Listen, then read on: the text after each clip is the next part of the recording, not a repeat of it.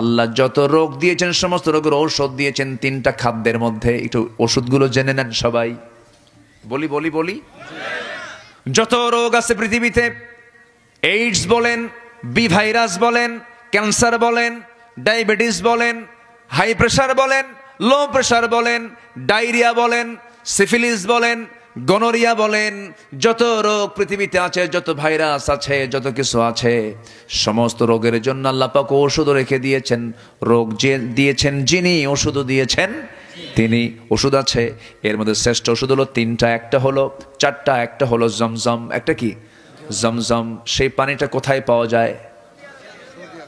কোন জায়গায়? সৌদি আরব তো অনেক বড়, বলেন কোথায়? কাবা শরীফের সামনে সেই কূপটা। কাবা শরীফের সামনে সেই কূপটা। এই কূপ হলো আশ্চর্য কূপ। দুনিয়ার সমস্ত পানির ভিতরে কম বেশি জীবাণু পাওয়া যায়, কিন্তু জমজম কূপের পানিটা এমন ফ্রেশ পানি, মিনারেল ওয়াটার ফেল। পৃথিবীর সমস্ত পানিগুলো ফেল, এমন পানি এটা আল্লাহ রাব্বুল আলামিন দিয়েছেন। এই পানি পান করলে শুধু তৃষ্ণা নিবারণ হয় না, ক্ষুধাও নিবারণ হয়ে যায়। 2015 সালের দিকে আমি হজে গিয়েছিলাম, সেকেন্ড টাইম। প্রথম হজ করেছে 2009 সালে। হ্যাঁ, 2015 সালে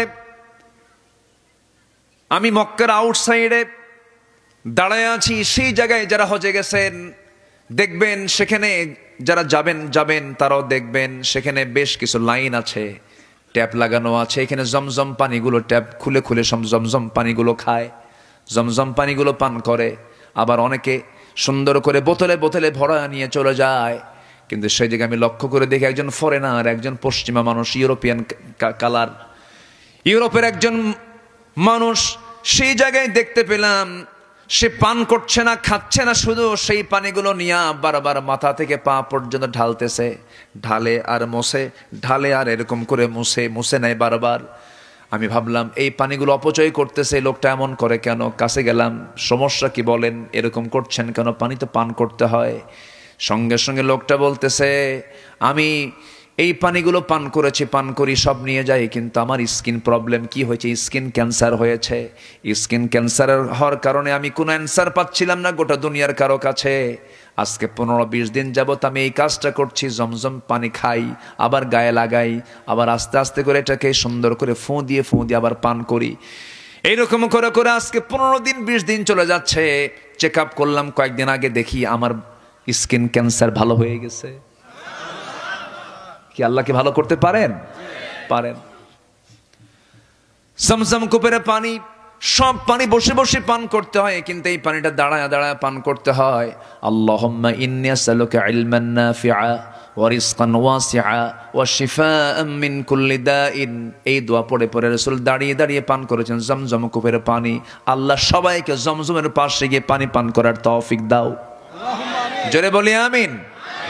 নাম্বার 2 হলো আজওয়া। আজওয়া একটা খেজুর আছে, যেই খেজুরটা রাসূল খুব পছন্দ করতেন। আজওয়ার চাইতে বড় বড় খেজুর পাওয়া যায়, আম্বর, মারিয়াম, এরকম বড় বড় খেজুর পাওয়া যায়। অনেক দামি দামি, অনেক স্বাদের খেজুর পাওয়া যায়, কিন্তু এটা বড়ের মতো ছোট্ট ছোট্ট আজওয়া খেজুর। রাসূল এটাকে খুব পছন্দ করতেন। বেশি মিষ্টিও লাগে না, এটা বেশি মিষ্টিও কম।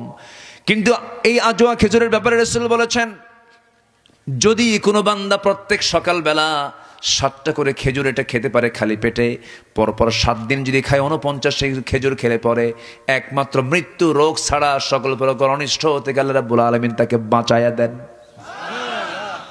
ওষুধ আছে না নাই? আচ্ছা। এরপর আল্লাহ রাব্বুল আলামিন রাসূলকে দিয়ে জানিয়ে দিয়েছেন কালো জিরা। কি? কালো জিরা এমন একটা ওষুধের নাম। এই কালো জিরা পান করলে, কালো জিরা খেলে পরে সব ধরনের রোগ আল্লাহ পাক এর মধ্যে রোগের ওষুধ রেখে দিয়েছেন। আর আরেকটা স্পেশাল একটা পানীয় দিয়েছেন, স্পেশাল একটা অফার দিয়েছেন, শরাব দিয়েছেন, সেটা হচ্ছে মধু। এই মধুটা দুনিয়াতেও খাবো আমরা, জান্নাতেও খাবো আমরা। জোরে বলে ইনশাআল্লাহ। জান্নাতে মধু আছে না নাই? আছে না নাই? জান্নাতে 4টা নহর। কয়টা? জান্নাতে 4টা নহর। নাম্বার 1 হলো জান্নাতে থাকবে হলো পানির নহর। পানির চাইতে স্বাদের কিছু আছে নাকি বলেন? যত কিছুই খান, দিন শেষে একমাত্র শ্রেষ্ঠ স্বাদ কি বলেন?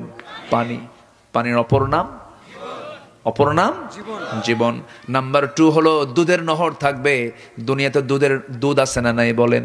ছাগলের দুধ, দুম্বার দুধ, তারপরে গাভীর দুধ, মহিষের দুধ আছে না নাই? উটের দুধ আছে না নাই?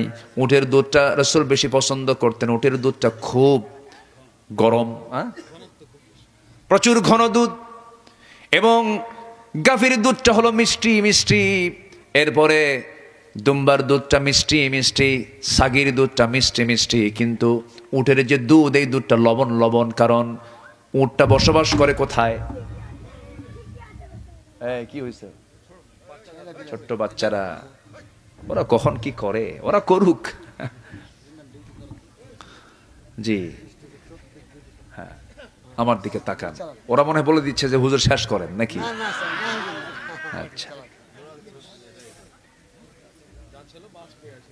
তাহলে কি যেন বলতেছিলাম?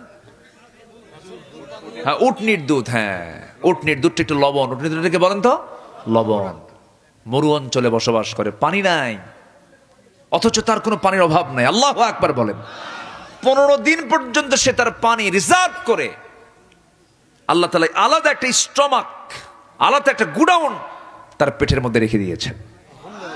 যেরকম সুবহানাল্লাহ। উটনির গোশত, উটনির দুধ সব সুস্বাদু। আল্লাহু আকবার বলেন।